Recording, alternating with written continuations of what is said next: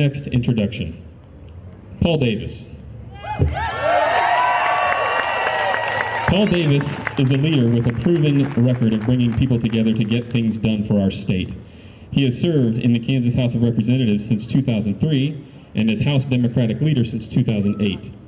Paul comes from a family of teachers. And during his career, that's right. And during his career, he has been a strong voice for our public schools. Paul believes that investing in education is not only the right thing to do for our kids, but good for our economy. He has put forward multiple proposals to restore funding to our schools. Paul's top priority is bringing Kansans of all political parties together to focus on common sense solutions that strengthen Kansas businesses, schools, and families. Paul Davis.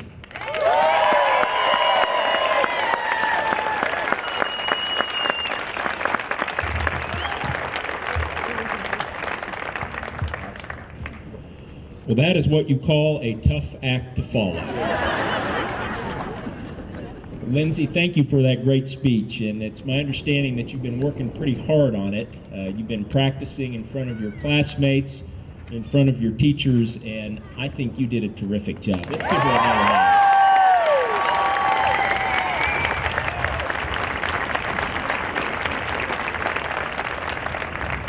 I don't know about you, but I think she taught me something that I did not know, what a derp is. A new addition to my vocabulary. Well, what an honor to be here today to celebrate such a landmark moment in our history. The moment when we affirmed as a nation that racial segregation has no place in our society. And Kansas has been a special part of this story from the very beginning.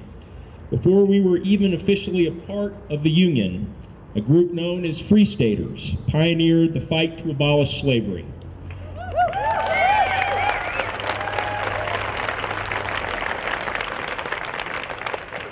They worked to admit Kansas as a free state, which sparked the Civil War and eventually led to the end of slavery in all of America.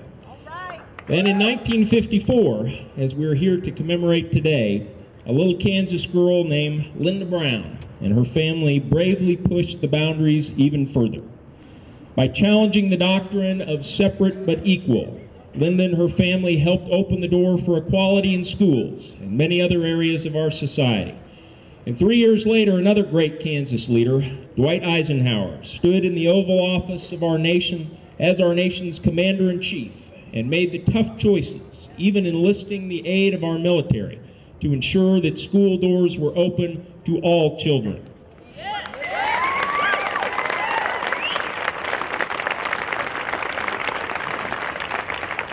His leadership protected the promise of Brown versus Board of Education and the promise of our democracy.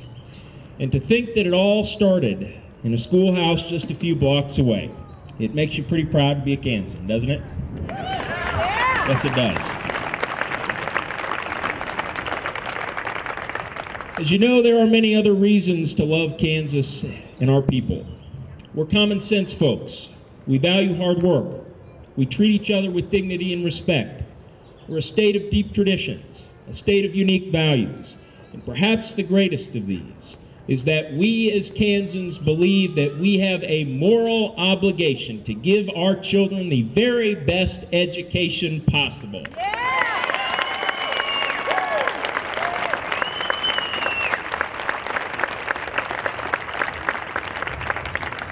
I certainly know this as the son of two teachers. I know this as the parent of a soon-to-be kindergartner who is here today with me. I know this moral commitment to our schools and education because it is a part of our state's history. It runs in our blood as Kansans.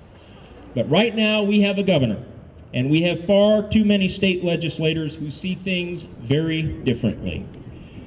You know, during the economic recession, Kansas schools and teachers embraced a spirit of shared sacrifice and absorbed dramatic funding cuts along with every other state agency. And I know that I don't have to tell you how painful those cuts were, because many of you were on the front lines. But those cuts were supposed to be temporary. When the economy began to stabilize, that funding was supposed to be restored. And I offered a plan to do that in 2012. But rather than restore our state's commitment to our children's future, The governor and his allies chose tax cuts for the few rather than strong schools for all Kansans. And as a result, base education funding is still at 1992 levels when adjusted for inflation. Our kids' test scores dropped in 2012 for the first time in a decade, and then they dropped again the next year. Kansas teacher salaries rank in the bottom 10 states, even below Missouri. Our class sizes are growing, and important programs are being eliminated. You know, at the end of the day, public education is a value that unites Kansans like no other. Whether you're a Republican or a Democrat, whether you're from Dodge City or Kansas City, the overwhelming majority of Kansans agree that good public schools are the most critical investment our state can make in our future.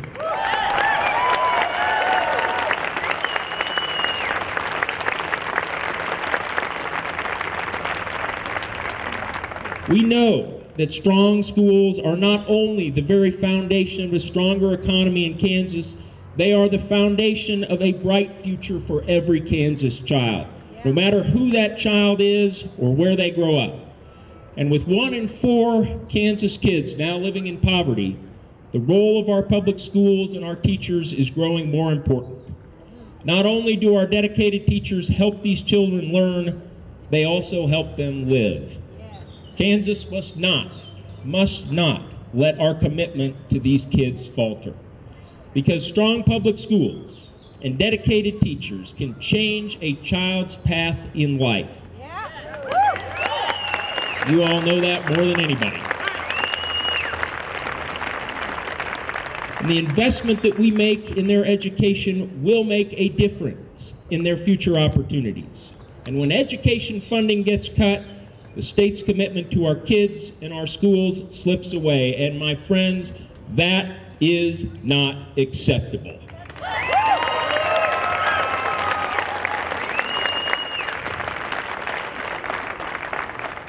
We Kansans value our schools, a value that is written into our state's constitution. And most of us don't need a Kansas Supreme Court ruling to know that we must fund our public schools. We have known this for years. Sadly, there are too many state leaders that do not share this commitment and this value. So think about the kids who are just starting kindergarten when the economy crashed in 2008. Kids like Lindsay. We can never give them back the opportunities that they lost as the result of state budget cuts. Lindsay and all Kansas kids have one shot at learning and growing in their formative years. And that is why our elected officials simply must do better.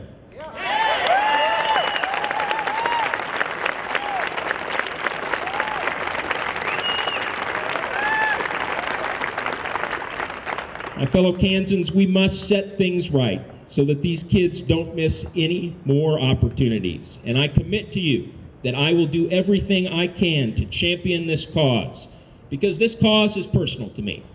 It's about my family. It's about the future of our daughter. It's about the future of your children and your grandchildren. What will be left for them tomorrow if we do not fight back for them today?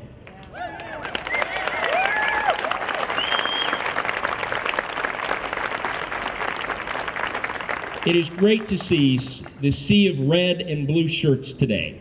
It matters that you are here. Your voice is critical in this debate.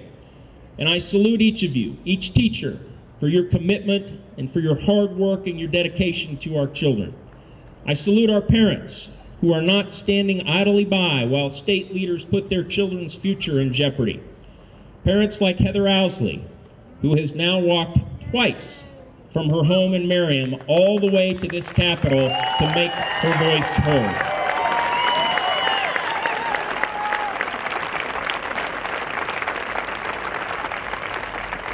I checked with her and she decided to drive today. And in a few moments, you're going to get to hear her voice. There is no doubt that Kansas schools and teachers have been dealt some very tough blows in the past several years and the past several weeks. But Kansans have never been ones to back down when the stakes get high. Think about it. What would our world be like today if Linda Brown and her family hadn't had the courage to fight back when it was their moment to make a mark on history? So on this special anniversary, let's channel the determination of little Linda Brown. Let's work harder than we ever have until we set things right. And I commit to you that my voice will be right there alongside you all the way, because together we can carry on that great American and Kansas tradition of leaving our children and our grandchildren with greater opportunities and a better Kansas. Thank you so much for being here today, and God bless you.